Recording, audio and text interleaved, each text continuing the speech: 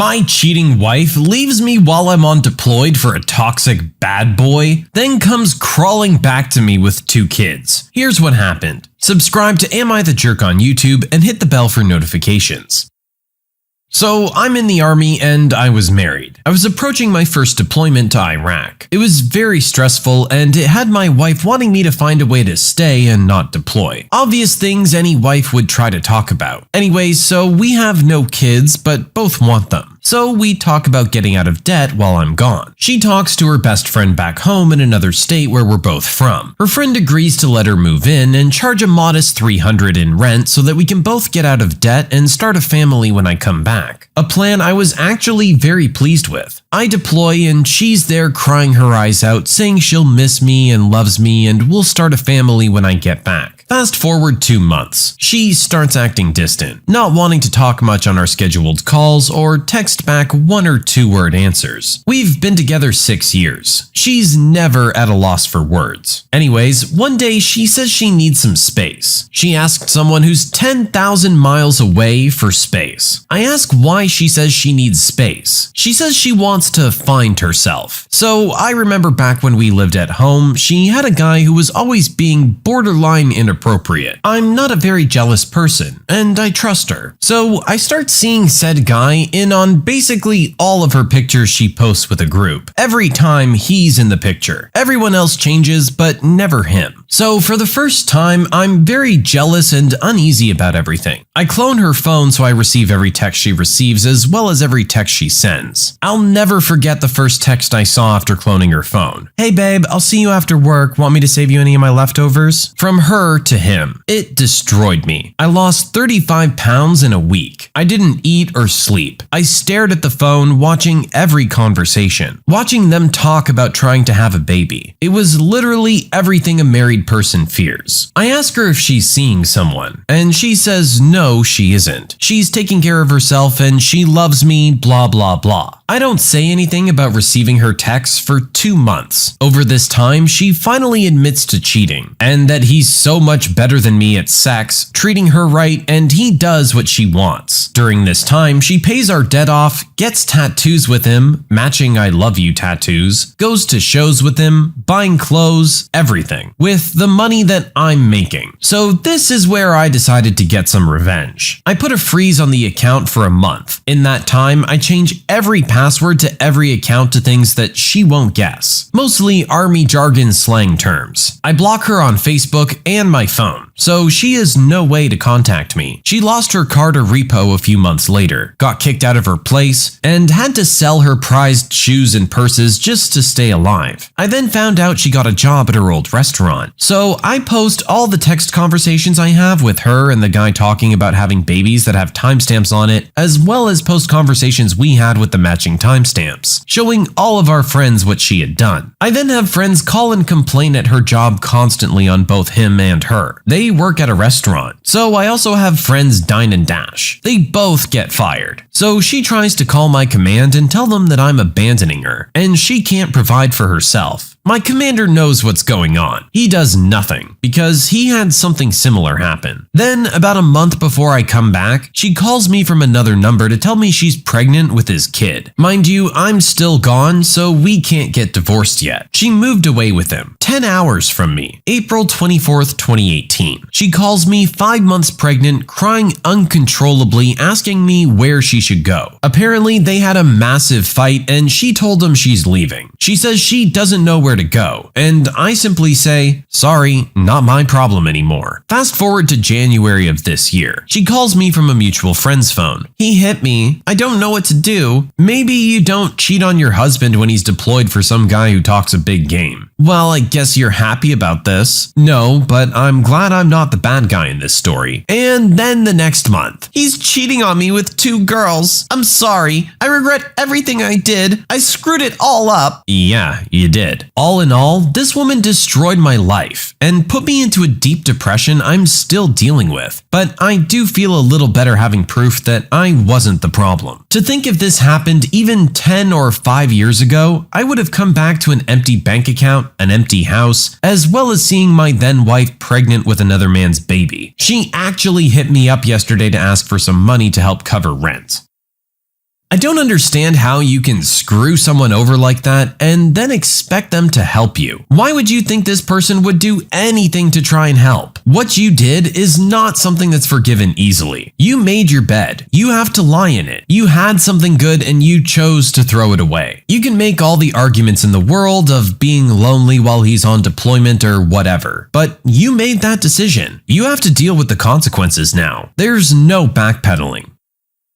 This happened several years ago. I was working at a small medical supply company as the IT manager. Business was bad and eventually the IT department had to downsize to just me. During this time, they brought in a new CFO that I had to report directly to. Let's call her Pam. Pam had zero knowledge of IT and how things worked. Her motto was, if it ain't broke, don't fix it. PC or server life cycles didn't exist. We don't have to pay for licensing to keep our firewall updated. It's working just fine now. I went from having an annual budget to a wish list, which she would deny everything I asked for. The couple that owned the company were real pieces of work too. One time we had a quarterly meeting, and people were asking about how secure their jobs were. The owners said that nobody was getting laid off and that all of our jobs were secure. This was at 5 p.m. on a Wednesday. The very next morning at 9 a.m., they laid off 6 people. At noon, one of the owners showed up to show off the Escalade that he had just purchased that morning. During the first 6 months that Pam was there, she started firing everyone that worked for the old CFO and replaced them with her friends and family. 3 of her bridesmaids from her wedding a few years prior got hired to replace those that she fired. I knew I was on borrowed time. After she had been there 9 months, I was the only one left out of what had been a dozen people that worked for the old CFO. I knew my time was running out. I had been looking for work, but the 2009 crash had just happened, and the job market in my area went south quickly. Sure enough, she called me into HR and blindsided me with an entirely trumped up charge that she claimed happened the day before. I was working with the VP of sales on a project that entire day, so I had a witness. I asked to bring him in since my boss was lying, and was told, this is not about him, this is about you. Remember kids, HR is there to protect the business, not do what is right or legal in some cases. Needless to say, I knew my days were numbered. The next morning, I get introduced to an IT expert who just happens to be Pam's 21-year-old nephew. He was to shadow me and evaluate everything that I did to see if we could streamline any processes. In other words, they wanted me to train him to do my job. I quickly learned that this kid had absolutely no knowledge of IT. He's the kid people think is an IT expert because he can hook up a PlayStation to a TV. He didn't even know how to join a PC to a domain. So I knew what had to be done. The inventory, billing, shipping, and receiving were all run by scripts that I created on the server. They were all run using the domain admin account. I raised quite a fuss about giving him the domain admin account in front of Pam and him. I then loudly proclaimed that I was going to change the password to it, since you can't have people who don't work for the company have admin access to our network. I was overruled and was told to give it to him. I complied, but I also showed him multiple times how to change passwords on the domain. I even had him write it down to make sure that he could do it. I really stressed the importance of changing the admin password and deleting his local account the second he's no longer consulting with us. I showed him a few things that day, but nothing in regards to what really made the company run. There wasn't enough time in a year to bring this kid up to speed on how to run that place due to his complete ignorance of IT. I come into work the next day, and sure enough, I was let go because her nephew had found my skills lacking in many areas. I collect my last paycheck and head home. The next morning, I get a call from the CFO and owners. Apparently, her nephew wasn't quite up to speed on everything we did there, and she was graciously offering to pay me my regular salary to come in as a consultant and get her nephew up to speed on the IT infrastructure. I told her that I was now an independent contractor, and if she wanted my services, I was going to charge her $200 per hour with a 250-hour minimum. At that point, she told me she was going to call the police and have me arrested for what I did if I didn't come in and fix everything. My response was, just so we're clear, you fired me, replaced me with a completely unqualified idiot, and now you're threatening to call the cops on me if I don't come in and fix what he did? I'll hold. Please, call the cops and let me know what they say. She started cursing at me and hung up the phone. Turns out, her nephew did actually learn something from me. He changed the admin password after I had left. The one that ran all the scripts for inventory, billing, shipping, and ordering. According to some of my coworkers, the place was dead in the water for several days until they could get a real consultant in to go through the documentation that I had created and fix the issue. The nephew was immediately fired and Pam was gone within a month.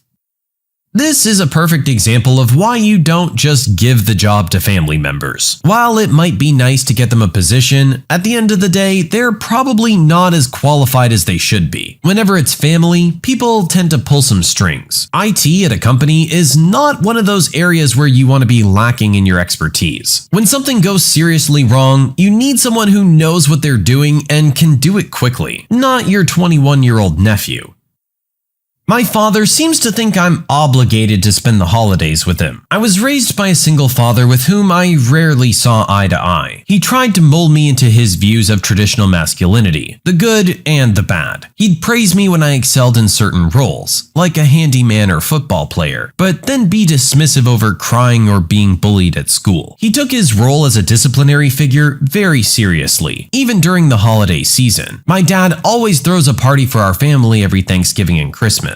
He provides great food, and some of my relatives are pretty decent. However, my dad is a terrible host. He had everyone come over, including people who were toxic to be around. I swear, every year there's always some fight about the pettiest thing. All the vegans get is a salad. The kids shouldn't watch anything with Santa in it. A gift card? You couldn't have just sent me money. It's like they're so obsessed with making everything perfect that anything not going their way is unacceptable. On top of that, my dad pretty much makes the parties all about him. He tries to micromanage a lot of activities, from the movies we'd watch to whatever we made conversation about. The worst was when he'd brag about me into sounding like he molded me into his views of traditional masculinity. He'd brag about how I was the MVP in youth football, even though I hated it, or that I kicked butt in martial arts, even though that's not what it was about, nor why I enjoyed it. When I mention achievements I'm actually proud of, like taking up creative writing or a new book I'm reading, he'll pay no heed. My dad says he's happy I have a girlfriend, but also that he's glad I didn't turn out LGBT. As far as gifts go, he'd only get me things that he'd approve of, whether I wanted them or not. New boxing gloves or clay pigeons? Heck yeah. A PS4 or 3DS? Could be worse. A journal or the entire Harry Potter book series? No, I won't do that to you. Basically, I've come to associate the holidays with my dad asserting more dominance than usual, and being forced to interact with toxic family members. Fortunately for me, my girlfriend's dad invited me to spend both Thanksgiving and Christmas with them. Finally, I think I'll get to enjoy myself for a change. Then, earlier today, my dad called asking me when I'm coming over for Thanksgiving. I told him I already said I wasn't coming, and that I'd be going to my girlfriend's place. He said things like, "You always spend the holidays with your old man," or "Your cousins like seeing you, you know." My cousins have stopped coming over for the holidays for years. I tried arguing that inviting family over might not be a good idea anyway. This was during the time of the global crisis. People like my grandma or Uncle Devin were at higher risk. He called BS on that, since "You don't seem to be worried about giving it to your girlfriend." I've tested negative, and nobody coming over is at high risk. Then my dad went on this tirade. "Oh, I see how it really is. You think I'm a terrible father, right? You'd rather throw me and your whole family under the bus when all we want is to spend the holidays with you. I'm offering you free food and family time, but you'd rather throw it down the drain than be grateful I'm even allowing you into my home. You're welcome, by the way." I've told my dad many times how bad he makes me feel, about myself or even just in general. He'd argue, "I gave you everything you needed to survive in this tough world. If I made you feel that bad, how'd you get so good at karate? You wouldn't know how to get a girlfriend if it weren't for me." In other words, my feelings are invalid because I still succeeded in some aspects of my life. Seeing as we weren't getting anywhere, I hung up. I hate it when my dad guilt trips me like this, because as much as everyone's told me he's wrong, there's still some part of me that feels like I should feel guilty. I get that Christmas and Thanksgiving are all about family, but for once, I'd like to be with a family that's actually fun to be around. Others have said I should be grateful I even have a dad, let alone one that's taking care of me. That's like saying having a dog that barks and bites you is better than being petless. I don't know. I just want a nice holiday season for once.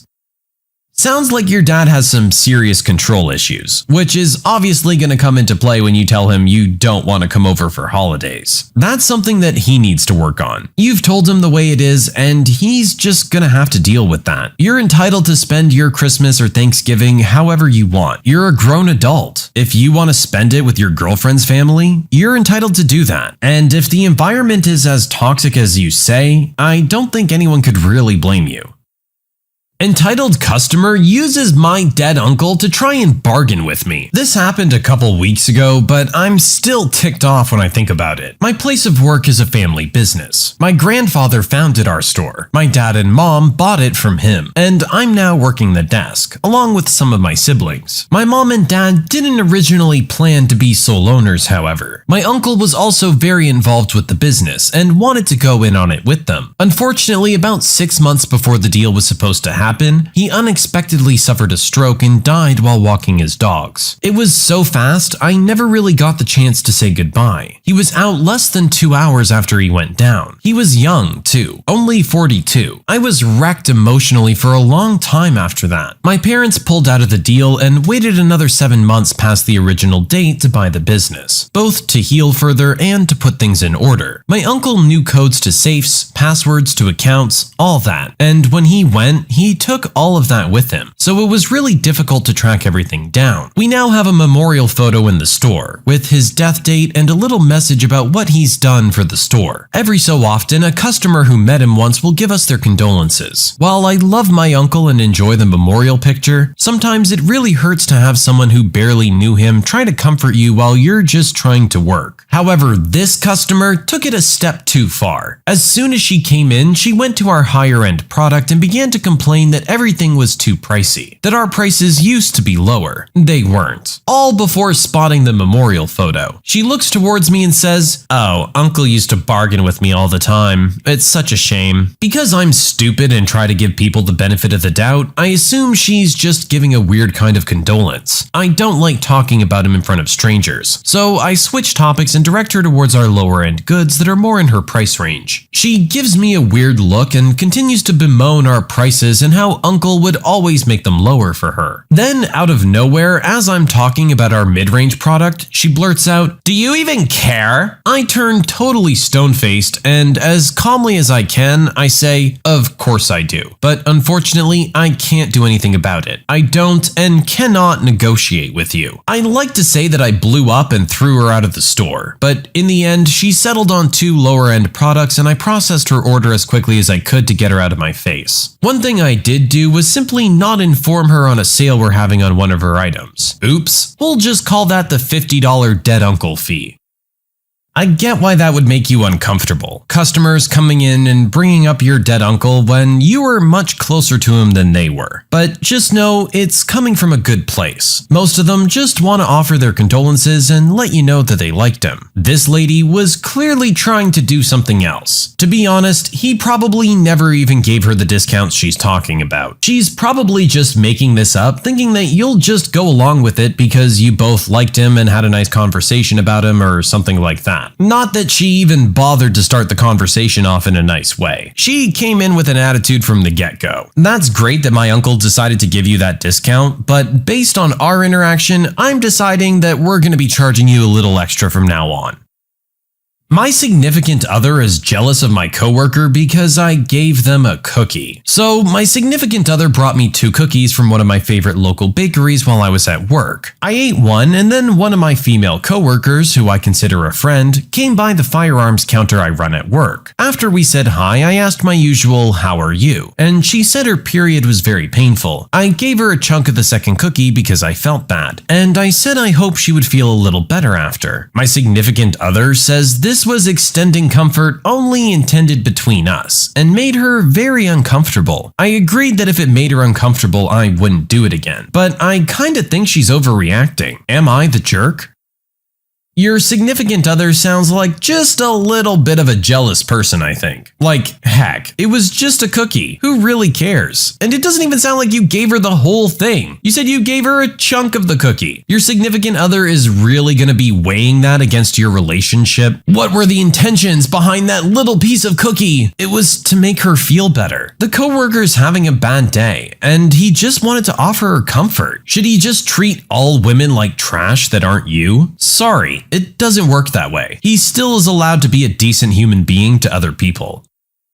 When you subscribe, make sure to hit the bell to turn on notifications. Put the playlist on in the background to finish listening to all of our stories, linked at the top of the description. And if you like Am I the Jerk, give Am I the Genius a shot, linked in the description as well. Either way, thanks a lot for watching, and we'll see you guys next time.